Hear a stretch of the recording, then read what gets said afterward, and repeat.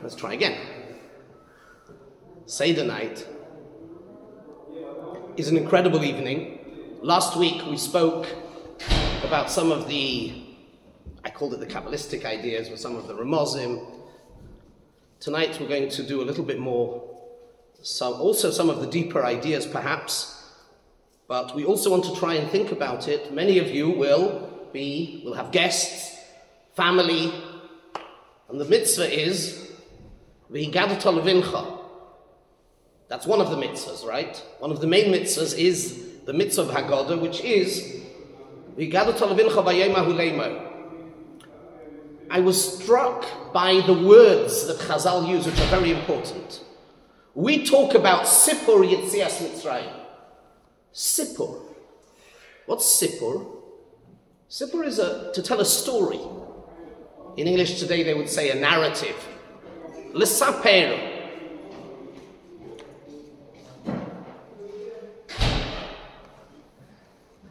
L'saper. The Torah says V'higadata. Higadata, tell. Elsewhere the Chazal say V'higadata is Haggadah is a strong lashon, right?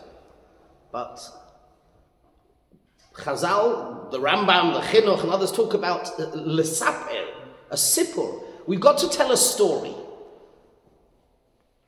Now there are people who know how to tell stories, and there are some people who just don't know how to tell stories.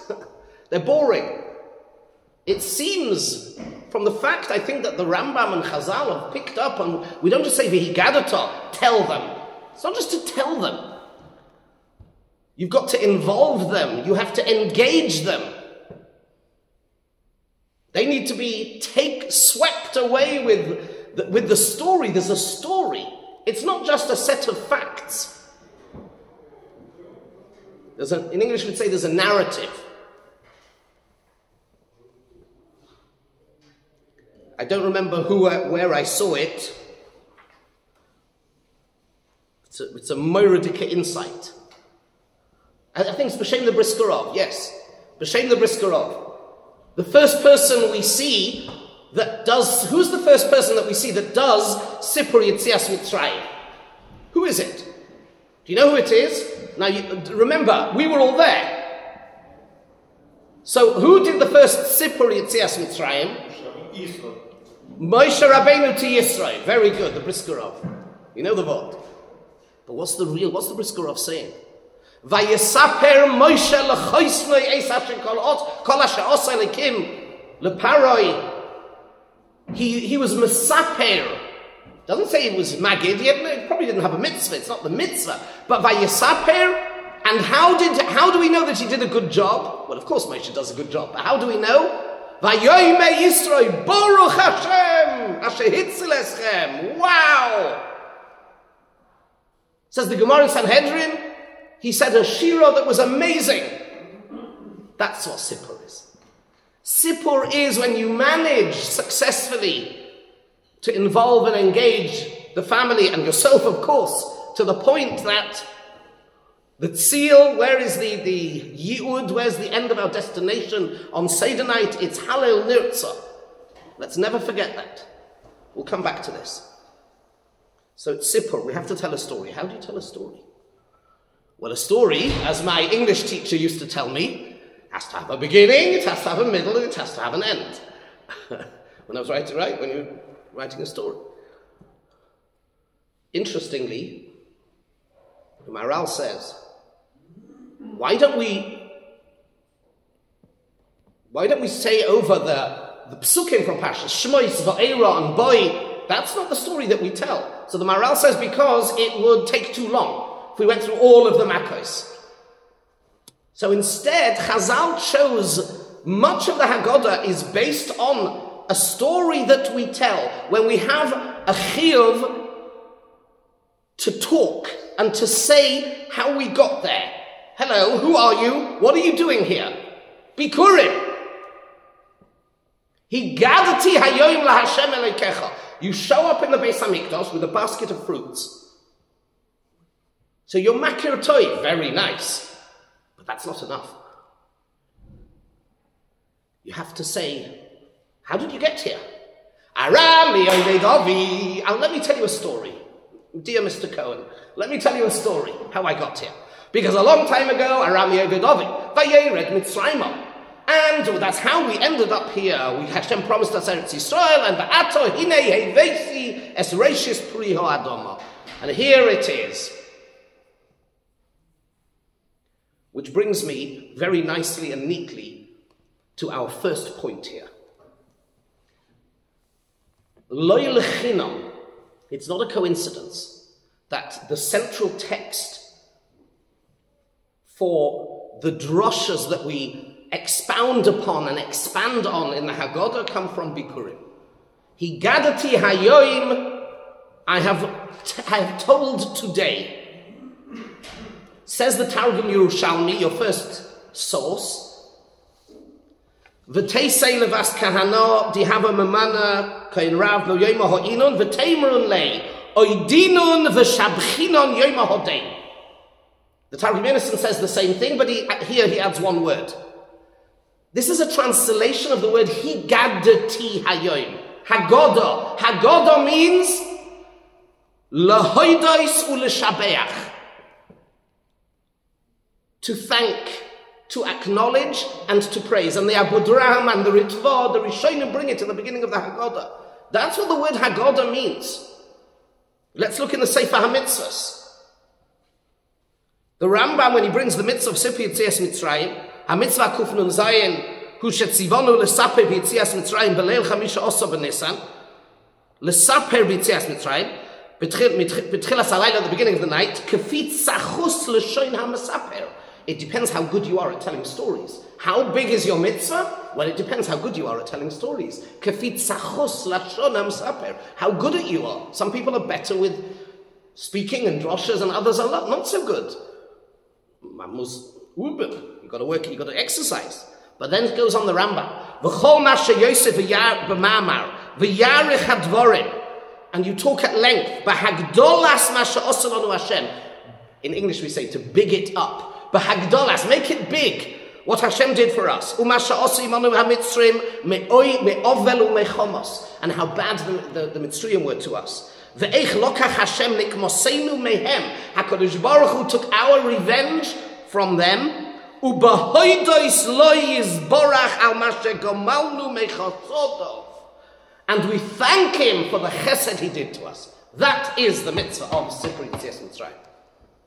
Hoidah and Shevach, that's what the word Haggadah actually means. Rashi says over there.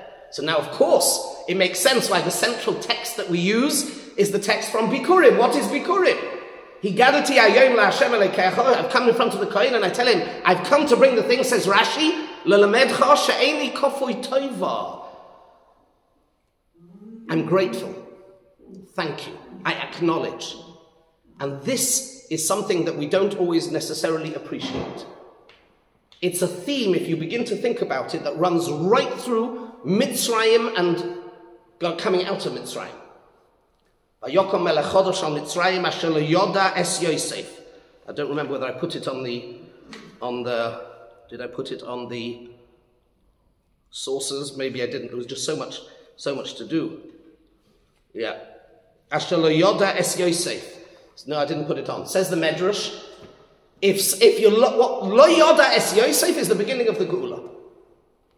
The beginning of the Golus, rather. Lo yoda es Yosef. Imagine if a nation is starving, it's going to go under economically, and somebody comes along and saves it. How grateful they would be. One, Yokom Melech Chodosh, Asher lo yoda es Yosef, that's Golus Mitzrayim. And Moshe Rabbeinu, I remember hearing from my Rebbe, Matzio Salman Zatzal, the first 3 Makkos, we know Moshe Rabbeinu can't do. Why? Because he was in the Yair, he was in the river. I mean, first of all, you see something quite incredible. The river does not have feelings. It's not Bein Adam L'Chaveiroi. Being grateful or not being grateful has got nothing to do with Bein Adam L'Chaveiroi. Of course, usually it plays itself out with Bein Adam L'Chaveiroi. But B'Yesoid at its root, that's not what it is. And the proof is a river. So Ramatzi asked a simple question. This is Moshe Rabbeinu who has to take us out of Mitzrayim, if you remember last week's shir. Nisim shenasalonu al yedei Moshe Rabbeinu, it's very important. But the first three, Detzach, no, Moshe can't do it, sorry. Do you think the Rebbeinu Shalom could not have planned it a little better, perhaps? To do the first three, which Moshe Rabbeinu could do? Why does he? Davka, said Ramat Sion. He wanted to show us. It's part of the lesson. It's one of the first lessons. And this is something, here's theme number one, we need to bring into the Seder the whole time. And that is acknowledging, stopping to think and thank HaKadosh Baruch Hu. Baruch Shema Havtachosai. And that's why he did those first three Makkahs. Davka that way, to show us, to teach us that lesson. Coming out of Mitzrayim is all about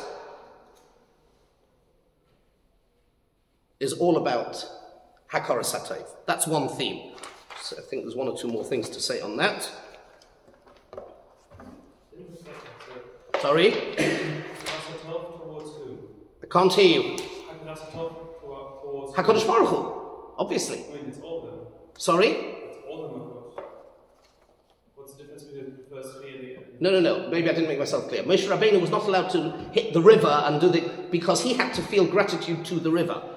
It is to teach us the importance of the midah. I'm sorry if I didn't make myself clear.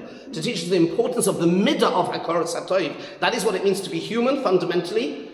Das is to be makir es boirei, to recognize. And of course, we utilize that midah towards HaKadosh Baruch Hu. And that's what the night is about, as I showed you in the Rambam. Yeah? Okay.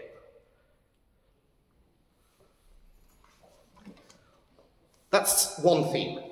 Something that is really important to realize. B'chol dor v'dor, we have to feel, maybe I should say it at this point. There's a famous idea from the Brisker Rov, which is worth remembering. And he asks the following question. We say, B'chol dor v'dor chayv adam l'eretz hatzmei kilu hu yotza miMitzrayim. Every generation we say in Haggadah you have to see yourself as if you went out of Mitzrayim. And the next piece is, Lefichach, therefore, we are chayev lahoidos, lahalel, leshabeach, lefoer, and therefore we have to give v'noy malafon of shiro chadosha hallelujah, and that's when we say the first part of the Hallel. Says the Brisker Rov, he asks a very simple question. Why do we have to, why? Where is the halachic basis? He's brisk, right? It's can't just be a nice idea, it has to be a halacha. Where do we see the halachic basis that we have to b'chol dor v'dor chayav adam? You have to see as if you came out of Mitzrayim, and the Rambam in his Haggadah adds the word ato, just in case you're mistaken, you're not sure. As if you personally came out now, just now, this minute. When we sit at the Seder table, according to the Rambam's understanding of the Haggadah, you have to somehow manage to feel as if you have just come out of Mitzrayim. Now, on the night. First of all, we need to talk about that. How do you achieve that? And why do you need to achieve that? Why? Why is it so necessary? And in fact, this seems to be the basis of a lot of what happens later in the Seder. B'chol dor v'dor chayev adam lefichach. Therefore, we will have to be lahoidos, lahalel, shabeach.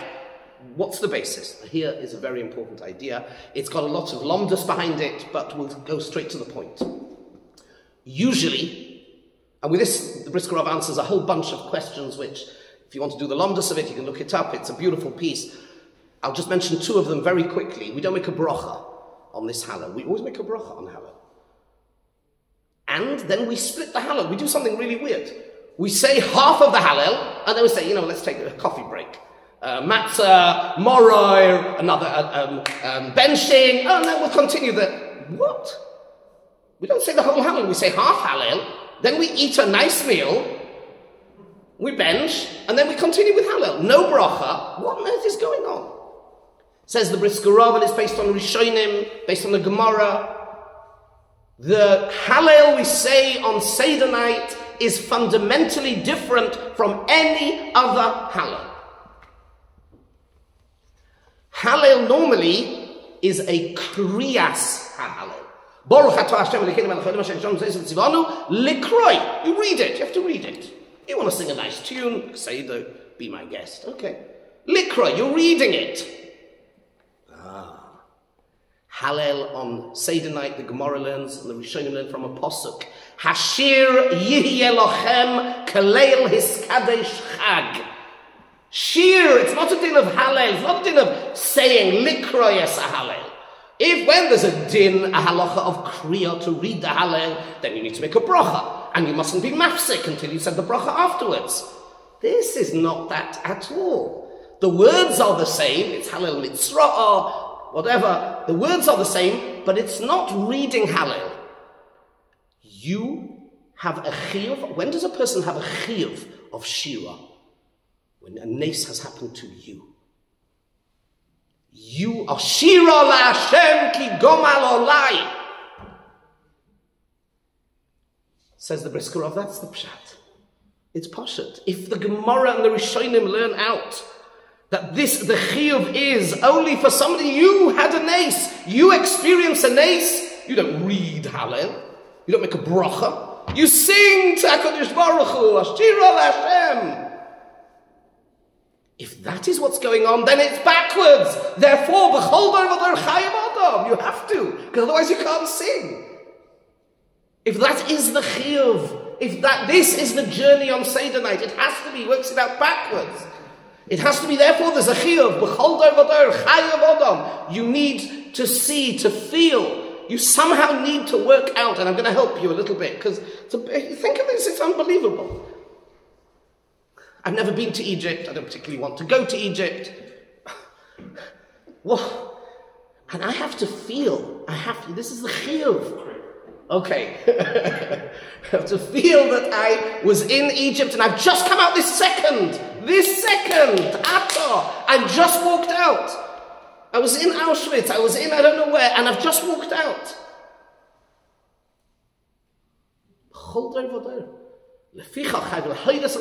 There you can, that's no problem, you can split it into two, there's no bracha. I don't have time tonight to explain how the meal fits in the middle. So this is what's going on. So how do we do that? In order to do that, we need to realize what really is going on in that night. And okay, we'll do the heavy part first. I've got some stories and some other stuff coming up a bit later, so don't fall asleep. But this we have to go through the Yesodus here. I'll break you in gently. We'll do the Ramchal a little bit later. The Ramchal wrote a little sefer, Ma'amar HaChochma, in which he talks about the Avodah of Rosh Hashanah and the Avodah of Leil HaSeder. And I've got it printed out for you here, source 4. We'll come to it shortly. And the Ramchal tells us the secrets of what's really going on in the Leil HaSeder. But let's go somewhere else first. And we'll go to the Marashah. Let's go to the Marashah. Beautiful Marashah, source 9. In Pesachim daf kuf tezayin amud beis. Matzah zu she'anu oichlin al shum ma. We all asked the question. Last week we spoke about the ma. Matzah zu she'anu oichlin mishum ma. Why are we eating the matzah? Says the Marashah. Let's learn through this. It's a beautiful piece, and it begins to give us an insight into what's going on. So we say, do you know why we ate matzah? Because when we left Egypt, they didn't have time for the dough to rise, and that's why we eat matzah. Hold on a second, asks the Marashah. I'll put it in bold, second line. V'yesh la'ayin b'zeh. Lefi hatam zeh hoyuroi le'zachilas matzah achachatzos she'oz yotzim miMitzrayim. If everybody asks this question, when did we leave Mitzrayim? Whether we left, the Geula was at night, whether we left in the morning, but eating, we davka eat before Chatzos, right? The whole, you do it tonight, you don't do it tonight, you want to eat the matzah before Chatzos. But if the matzah we ate, says the Gemara, is because when we left Egypt, our dough didn't have time to rise, then surely that is after Chatzos. When we left, not before, what's going on? Zog the Marashah. He says, and also, well, in Mitzrayim, why did they eat matzah? It makes no sense to say they ate matzah then because of what would be in the future, because they're going to go out. That doesn't make any sense. V'yesh shloima.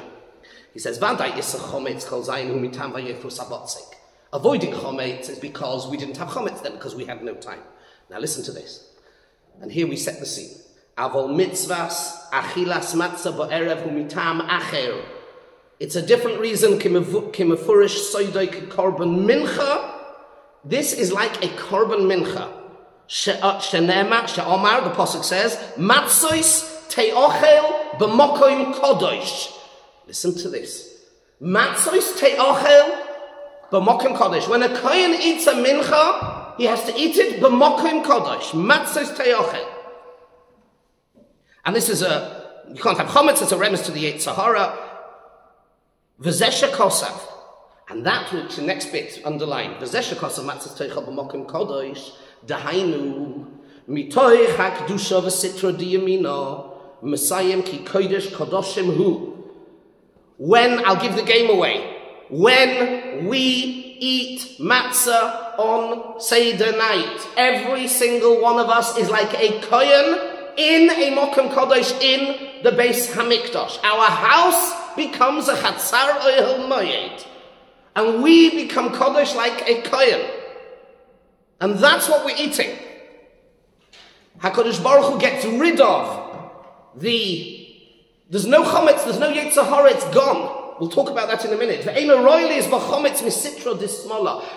chometz, no Yetzer Hara at all. V'zehu tam achilas matzah b'leil Pesach kedinyan hamincha legabei koyen.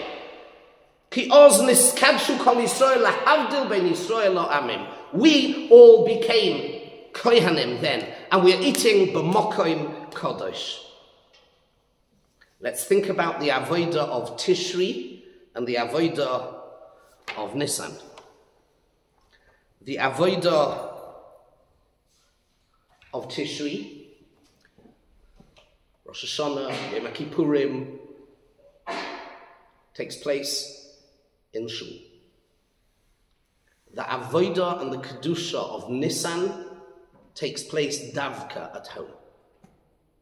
Davka and only. We clean our house from every, I have to look at my house is the place where I need to do the sur meirah, I need to get rid of all of the chometz. The place where I sit and I do the avodah, kakoyen b'mokim kodosh. In Tishrei we have to leave the house. We're not able to do it in the house. We have to be together in shul, learn, have shofar. Pesach is only with a chabura, only with those who are your mishpacha, your group. Only in the house.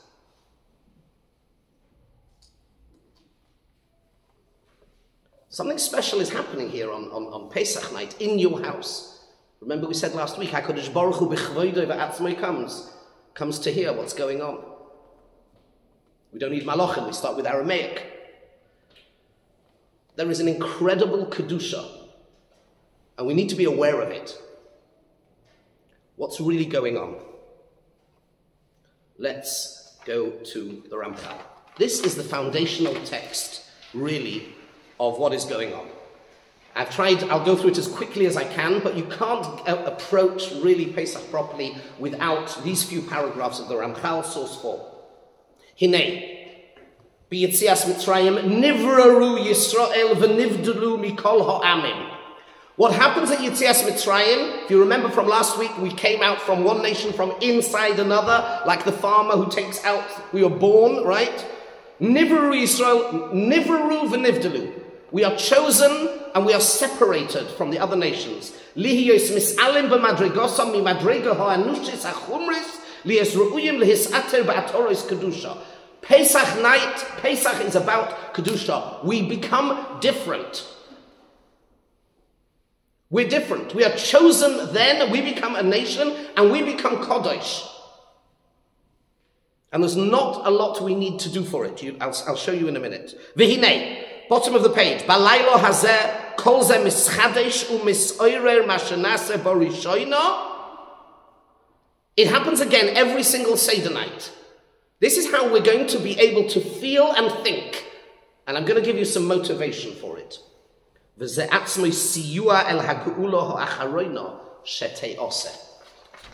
all want and daven and wait, especially this year after everything that's happening. We can't wait for Mashiach. Moshiach coming depends a lot. Not whether or not he will come, of course he will come, but when and how he will come. And our part in it depends on the avodah we do on Seder night. The Imrei Emes, the Ger Rebbe used to say, Pshat in Rashi in the Gemara in Pesach, when it says, Hashir yeh lochem keleil hiskadesh chag. See if I can find the lashon of the Rashi. He says, that Rashi says, the shir that we will sing when Mashiach comes, how big a shir will it be? It will depend on how you say shir on Seder night. That's what we have to do. Let's continue. Says the Ramchal. What happened was, HaKadosh Baruch Hu, we were inside, we were in a place that is incredibly tomei, Avodah Zarah. And Hashem purified us. Here is, I have to throw something in, because I'm scared I won't get through everything. The difference between Tishri and Nisan. And this is very important. Tishri is very much about the neshama. You've done a chait. How do you cleanse it? Not Nisan. Nisan, you don't need to do very much. Nisan is about the guf. Nisan is about the body. Nisan is the recognition that every single Jew has a neshama tahira, and all we need to do to exit from Mitzrayim and when we end this Golus, all we need to do is want to exit. We have to do very little. That is a cause for simcha. When it comes to Tishri, we are afraid. HaKadosh Baruch Hu then is a melech. It's all about malchus. And there's yira, and there's din, and there's judgment, and we quite rightly, we sit. When it comes to Nisan, no. B'ni b'chayri Yisrael. Hashem says to Paroi, don't mess with my kid. He's not a melech then, he's our Av. And not only is it his child, but so that you don't make any mistake, it's b'ni b'chayri. You can only have one b'chayr. Says the Maharal, Atohu Hashem Elokim Asher Bacharta ba'Avram. You, HaKadosh Baruch Hu, chose Avraham. Not the other way around. Avraham didn't choose Hashem. Avraham, of course, did something. But you have to know that it's Atohu Hashem Elokim Asher Bacharta ba'Avram. The chosenness does not depend on us, it depends on Hashem. He chose us. We are his child. Finished. You can never be an ex-child. Nothing you can do. The only thing you have to do is acknowledge that he is our Father. That's all we needed to do. We had the moror, he says, corresponds to the sorrows that we went through in Mitzrayim, which in this Golus we've been through plenty moror, we've had so much moror. And he just took us out. Did we deserve it? No. Not at all. It's the Sarusa de la Eila. HaKadosh Baruch Hu takes us out. It's chesed. Total chesed. So what did we need to do? And why did 4/5 stay behind? What was the difference between the 80% and the 20%? And Chazal say when Mashiach comes, I don't want to finish the sentence, it'll be the same thing again. What is the difference? Nothing. There was no real difference, and I'll prove it to you. I'll prove it to you, because on the night of Mitzrayim, after 80% had died, the Malachim, Hashem said, I'm going to go down myself into the Tumah of Mitzrayim. Lo yalidei malach, v'lo yalidei shliach, v'lo yalidei soraf, and no, not the highest malach can see the difference. He went down into Mitzrayim and he says, I can't see. Who's a Jew? Who isn't? I don't understand. 7 days later, by the Kriyas Yamsuf, the Malachim are also saying, I don't understand. Halalu evdei avodah zarah, halalu evdei avodah zarah. I really, you can be the most sensitive spiritual creature, a malach, a shliach, a soraf, up there by the kisei hakavod in Olam Atzilus, and you can't tell the difference between who's a Jew and who's a Mitzri. So what is the difference? Mishchu ukchu lachem. Just say, I don't want to be here. This is Golus. I don't want to be here. Ritzoynenu lasos ritzoynecha. Rebbeinu Shalom, we would love to do what you want us to do. Me ma'akev, sa'or shebe'isla ma'akev. The chometz, the Yetzer Hara, but that's not me. All we need to do is recognize that. And we want to get rid of it. Can we do it on our own? No, we cannot. In a single split second, HaKadosh Baruch Hu took us from Memtes Sha'arei Tumah to Memtes Sha'arei Kedusha in a second. That is not our avodah. That's not possible for anybody to do. We're not going to have time. If you look, Reb Shlomo Kluger says in Chochmah Shleima, he says that's the machlekes whether it's ben Nisan or B'Tishri is the machlekes whether who's greater, a tzaddik or a Baal Teshuva. Nisan is about being a tzaddik, not about being a Baal Teshuva. What is the purpose of creation?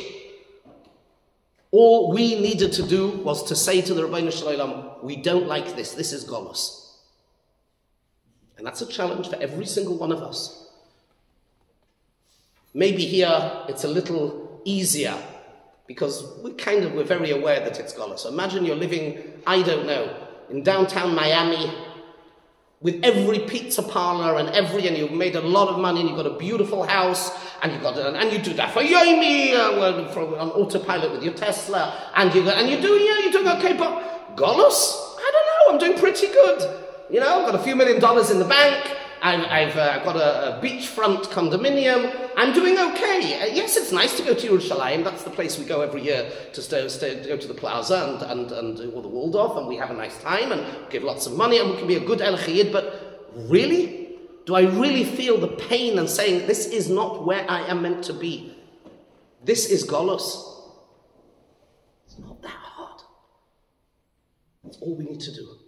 We need to want to get rid of that chometz, get rid of that Yetzer Hara. That's all we need to do and say, Rabbeinu Shalom, I'm here, I don't want to be here. I can't get out myself, I know that, but it's fine, because you are my Father in heaven, and you love me, and you want me to come with you to Yerushalayim. Hineni, I'm here, let's go. It's not that hard. Think about it. Really not hard.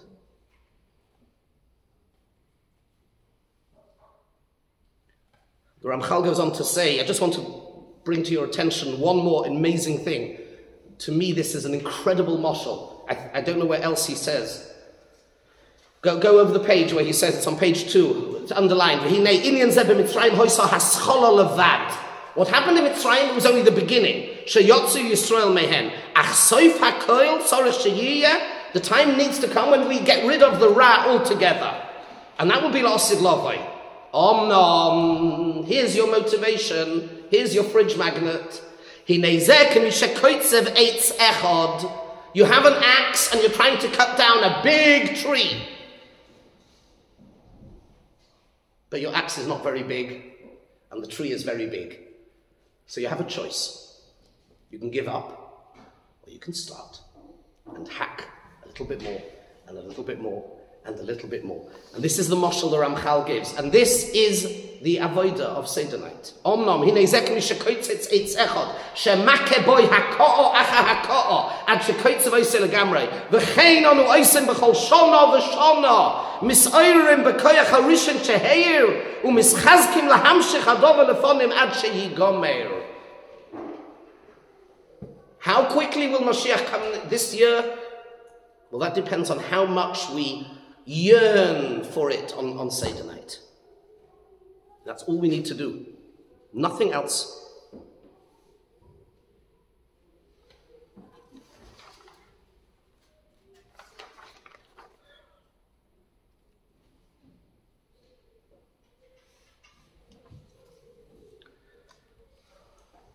That's the main thing that I wanted to tell you. Hakoras HaTov, Shira, thinking about what it means to be out of Golus and wanting that and saying, I can't do it on my own, but that's okay because I don't need to. Nisan is all about Nisim, it's all about Avraham, Chesed. You just have to want it and show a bit.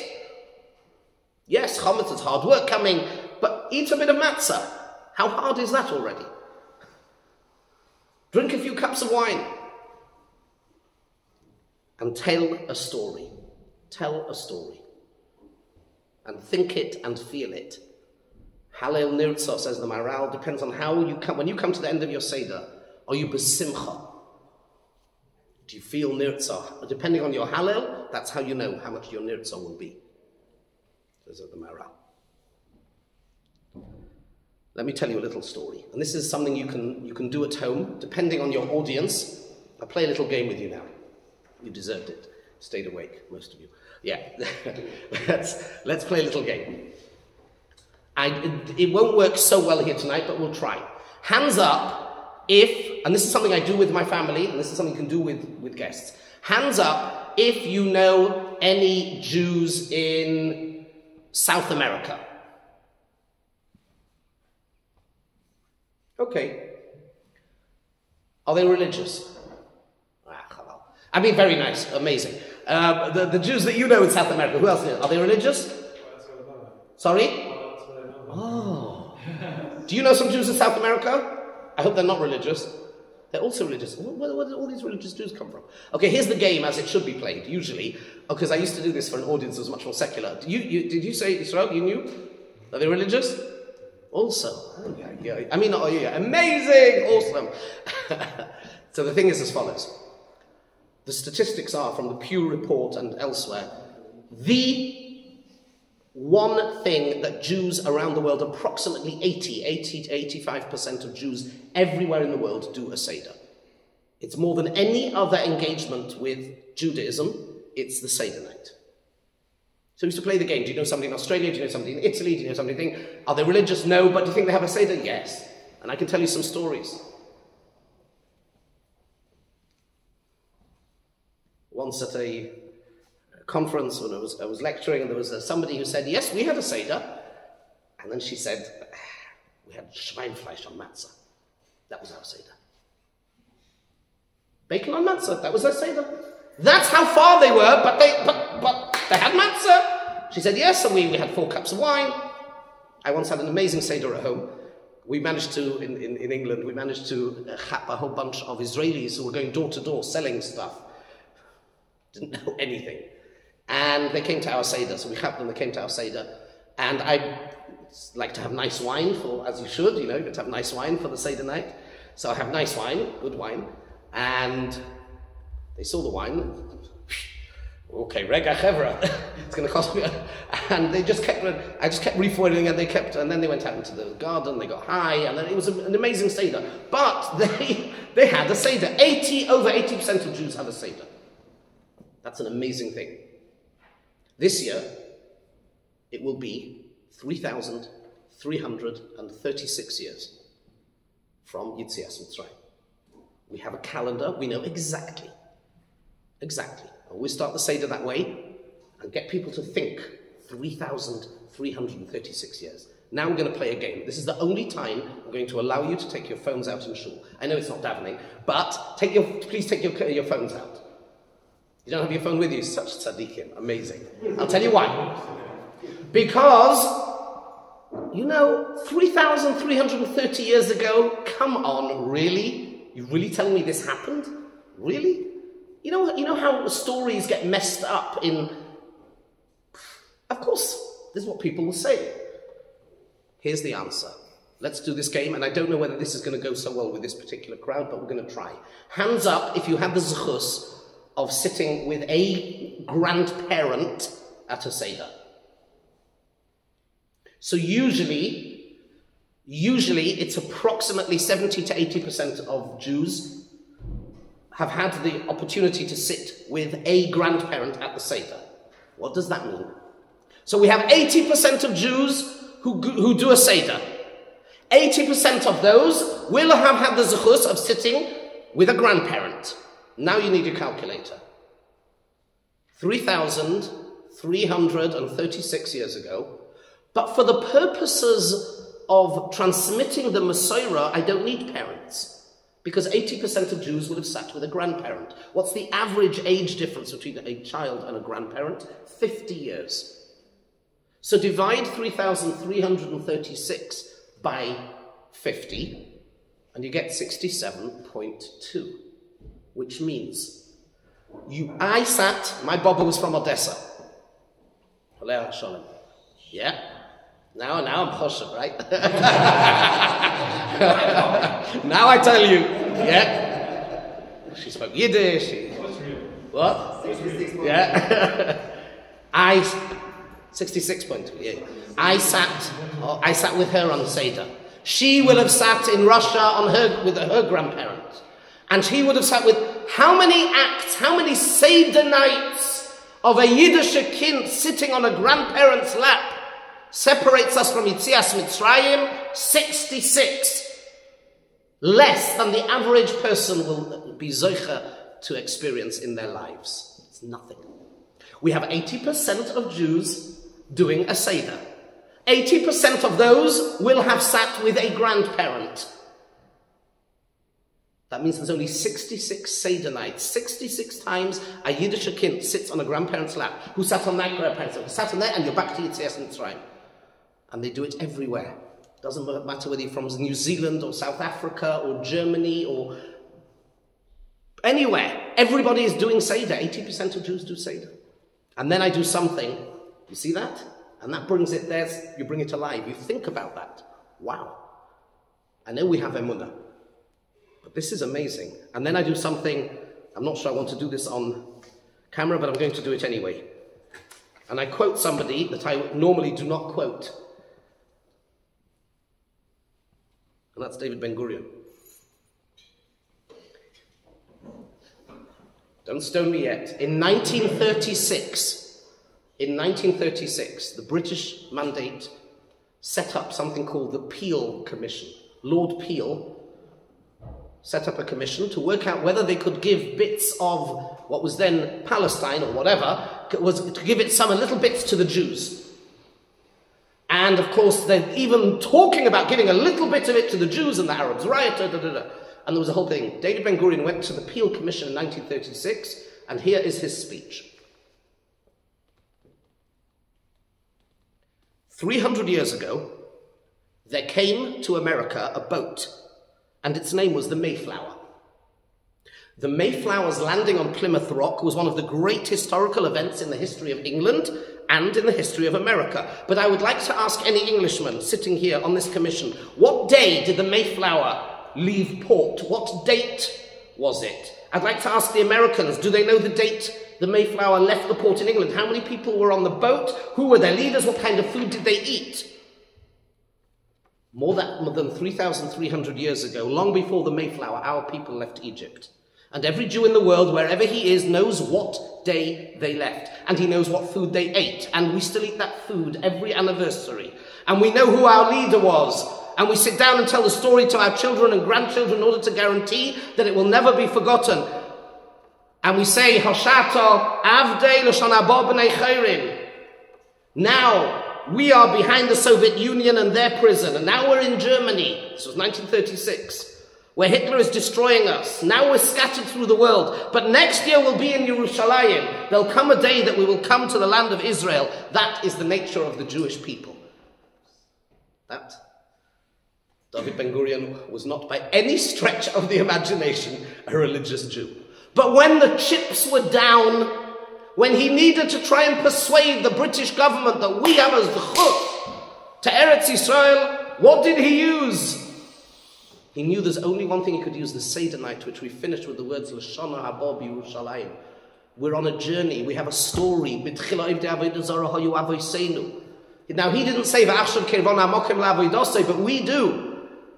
And we need to give over that story. We need to feel it. We need to realize we are part of an unbelievable journey. And I have something here that I can also send to you. And this is not a real conversation, but it's something that I read for the kids to bring alive. It's a conversation between the matzah and the person. And the matzah says, if the matzah could speak, I know we speak, lechem sha'onim alav dvarim harbe, but if the matzah could speak, this is something you can use to bring it alive.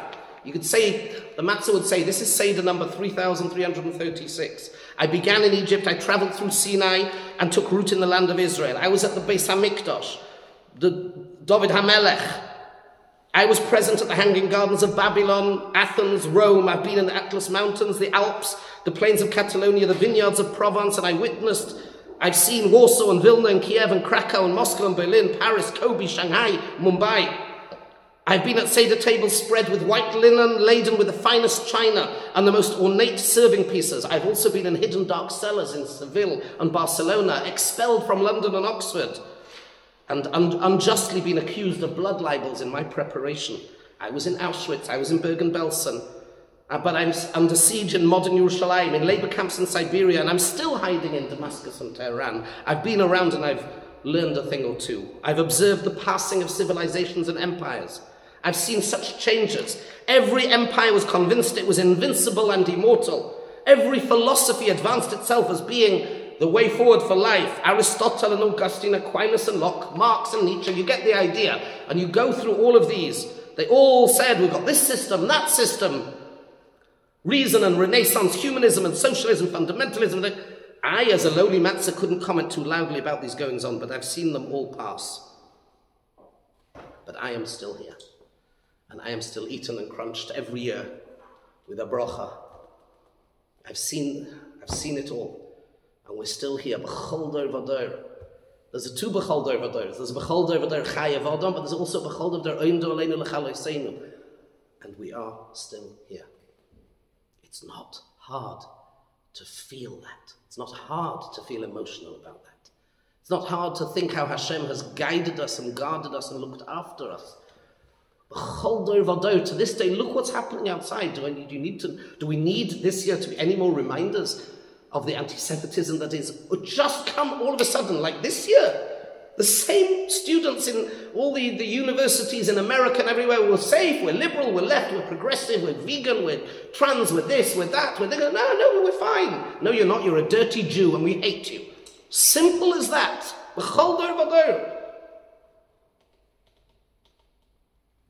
But we're still here. And we're one step closer. Maybe Goy live and we're one step closer. And depending on the avodah that we manage to do ourselves personally and for our families on Leila Seder, Hashir Yelachem B'Leil Skadesh Chag B'Nissan Asidin Ligoy. That depends on that avodah. And in that moment, HaKadosh Baruch Hu takes us on Seder night, says the Zohar HaKadosh, in a second. We just need to prepare, get rid of the chometz. Hashem's coming home to our home. We are the kohen. We are the eating the mincha. Matzos te'ochel b'mokim kodesh. We just need to make sure that the house is ready for Hashem. He's there to hear, to sing, feel our simcha, our hakoras hatoiv, our shevach, and as we tell the story and we keep it going, the kedusha of Leila Seder, unbelievable kedusha, more than Yom Kippurim, more than any of Lifnei Hashem, and all we need to do is say, we want to go out. That's all. And we're taken in an instant from Mem Teshari Tumah to Mem Teshari Kedusha. Wow, how can you not sing? How can you go to sleep? This is the one night, by the way, it says in Shulchan Aruch, you're not allowed to go to sleep. You do know that. Everybody has this minhag, Shavuos, very nice minhag. In Shulchan Aruch, it's paskened, Tosefta. You have to be oisik v'hilchas Pesach ad shetachta fen and shina. It's a mafurish Shulchan Aruch until you fall asleep. Once you've fallen asleep, you can get up and go to bed. You can't just go to bed, and who would want to? You sing Shei Hashirim. You learn. This is a night. We are in Gan Eden. We're in Olam Haba that night. More to say, but we'll leave it here for the moment. Shkoyach.